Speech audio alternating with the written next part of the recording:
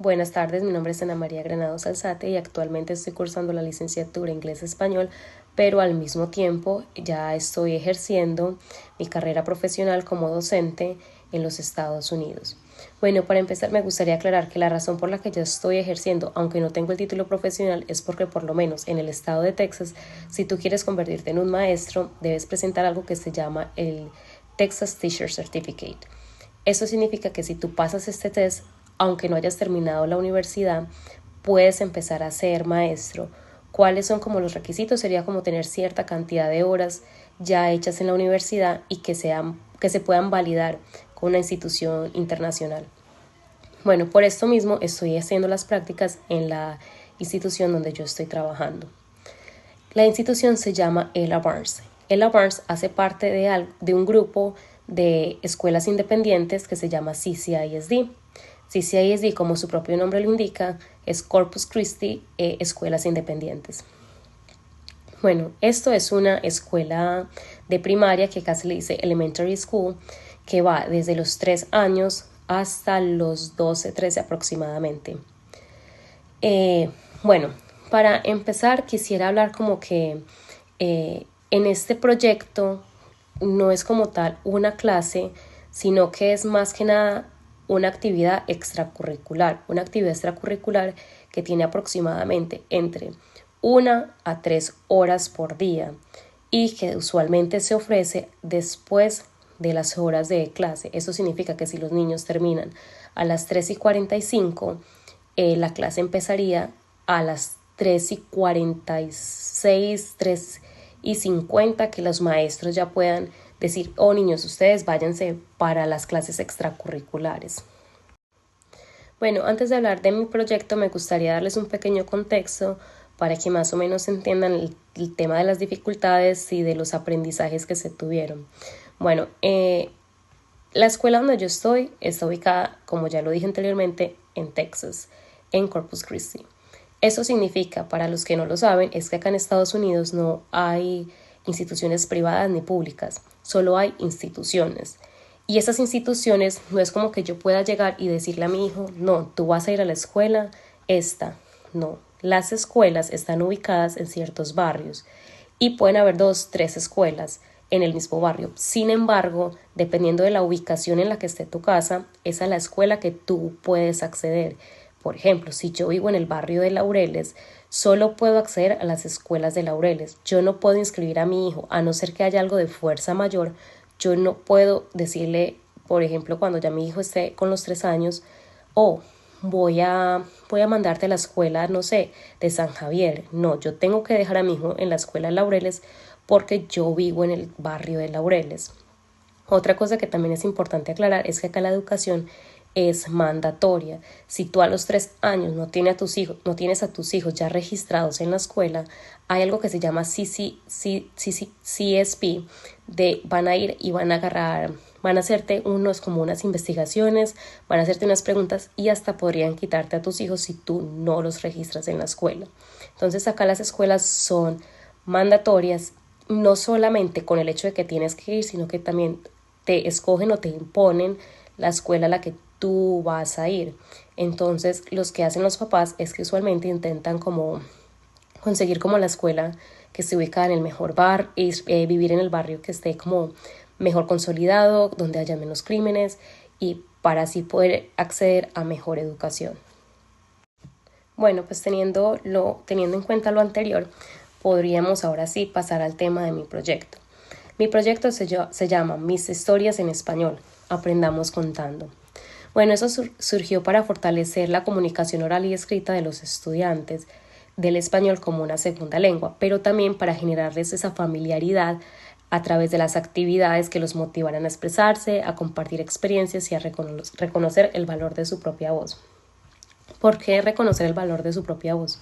Bueno, porque la situación política y social que nos está abordando en Estados Unidos, que está alrededor de nosotros, es un tema de discriminación. Actualmente, el niño que habla español se le hace bullying, el niño que se ve latino lo investigan y aparte los niños que eran ilegales, porque actualmente en Texas ya no, los niños ilegales no pueden acceder a la educación, Anteriormente, si eras como una persona que se veía que hablaba español, pues usualmente también empezaban como a hacerte investigaciones, no diría que criminales, pero sí legales.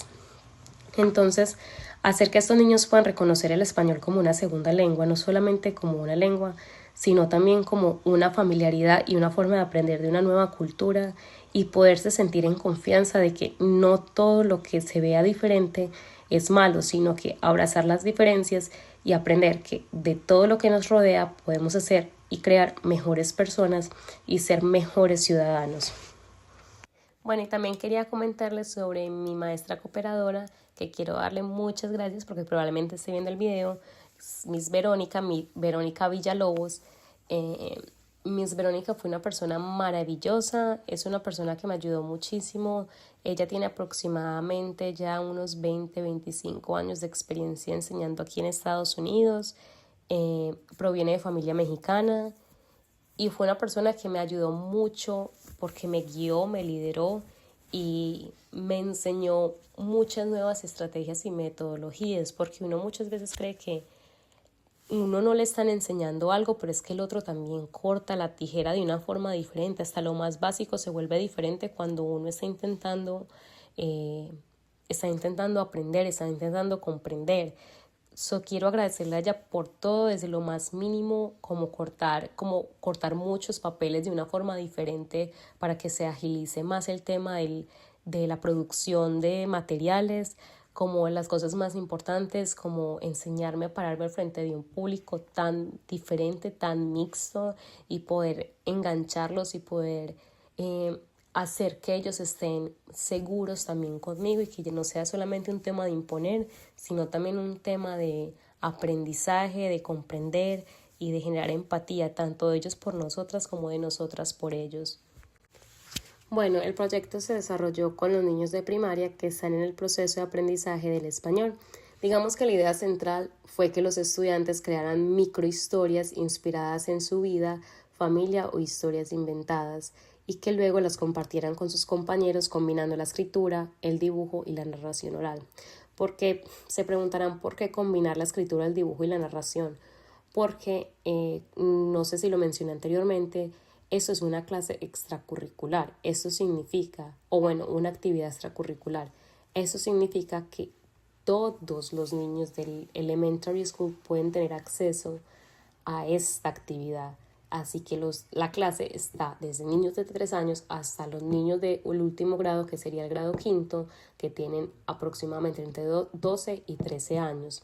Entonces, al haber tantas diferencias de edad, la única forma, digamos, que de poder medianamente unificar el lenguaje lo hicimos a través de la escritura, el dibujo y la narración. Y así podemos acceder a todos los niveles de conocimiento y de educación que puedan tener los estudiantes. Bueno, durante el proceso se realizaron talleres de escritura para los mayores, lectura compartida, los mayores le leían a los más jóvenes y actividades artísticas como ir a jugar con la tiza en el suelo y así los más pequeños también podían compartir sus conocimientos con los más grandes. Además, también se promovió la participación de familias que tuvieron la oportunidad de escuchar las historias de sus hijos o ver los dibujos de sus hijos.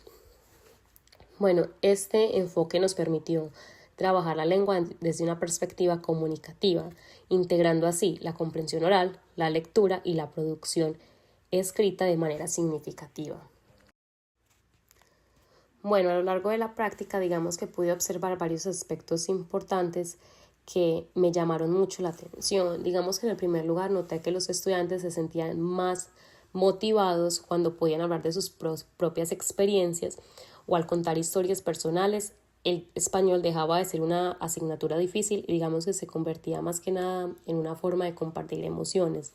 ¿Por qué lo digo? Porque, por ejemplo, muchos de mis niños más chiquitos, ellos usaban como las caricaturas, porque yo les empecé a mostrar las mismas caricaturas que ellos veían en inglés. Les poníamos, por ejemplo, 5 minutos, 10 minutos del mismo show en español. También usamos mucho el tema del recurso de la Suggestipedia, que es la forma que se usa para que la música pueda tener un significado. y al tener muchas edades, pues digamos que podíamos hacer que los niños se engancharan a través de la música, del dibujo y del arte.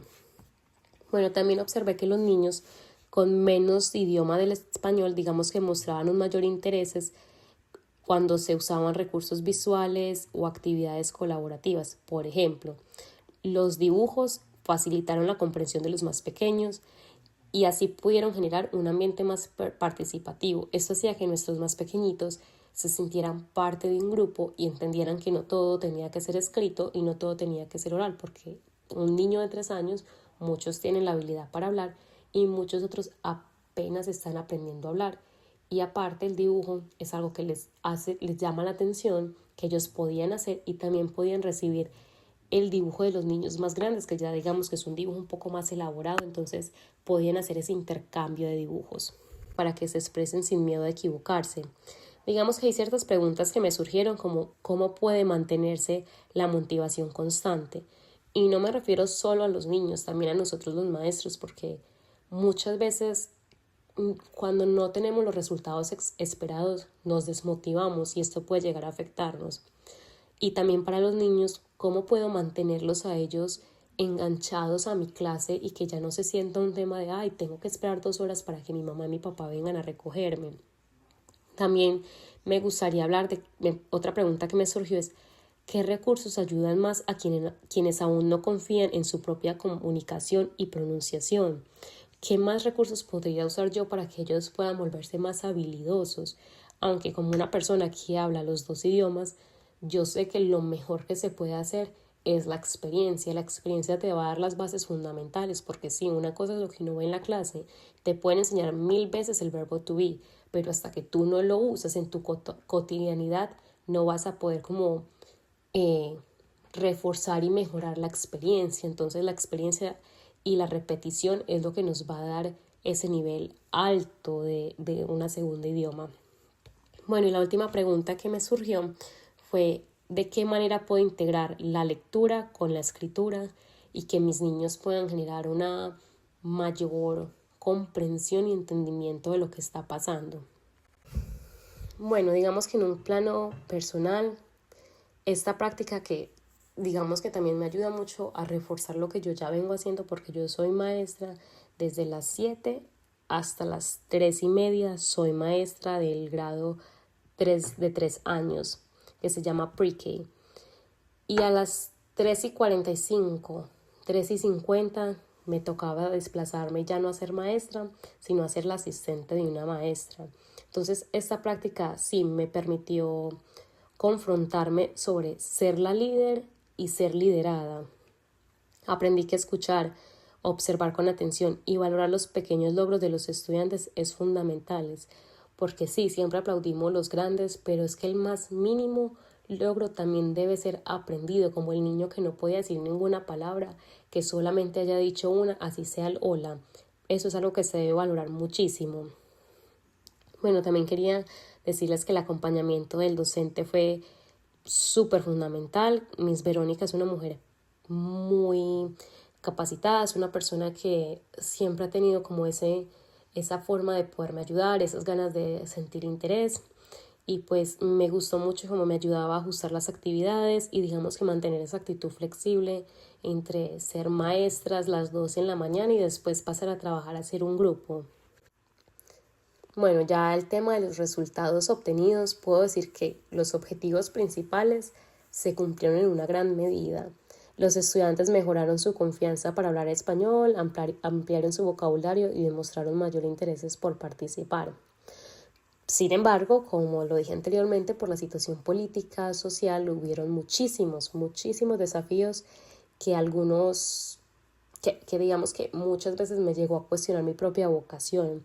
Digamos que esto de que algunos estudiantes requieran más tiempo para escribir, para dibujar y que muchos de los niños grandes terminaban antes que los pequeños, digamos que fue muy difícil mantener la atención de todo el grupo.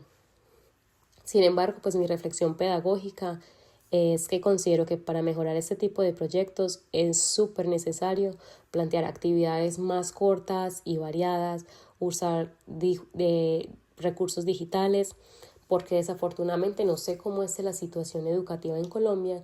Acá los niños desde muy jóvenes necesitan estar enganchados cada 5 minutos algo nuevo, porque si no los niños se empiezan a frustrar, digamos que por el tema de la tecnología, el tema de las tabletas, que las usan muchísimo y que si no tienen un estímulo instantáneo, pues digamos que dejan de prestar atención. Entonces esos fueron retos muy difíciles y como lo dije anteriormente, la situación política y social, digamos que esa discriminación, el grupo empezó bastante lleno, aproximadamente con 20 niños y terminamos aproximadamente 8 porque pues empezó a haber mucha violencia hacia los latinos, hacia los inmigrantes aquí en Texas.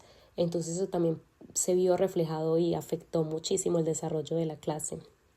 Pero bueno, no solamente las cosas malas influyeron mucho, también las cosas buenas. Tuvimos los pocos niños que se quedaron hasta el final, pudieron demostrarle a las familias su avance, lo hicieron con mucho entusiasmo, lo hicieron con mucho valor y creo que eso también hace que la experiencia haya sido mucho más gratificante. Bueno, igual esa experiencia me recalcó algo que con mi propia experiencia yo ya sabía, y es que enseñar una segunda lengua requiere de mucha paciencia, mucha creatividad y lo más importante, mucha empatía. Cada estudiante tiene su propio ritmo de aprendizaje, cada estudiante avanza a la forma que puede.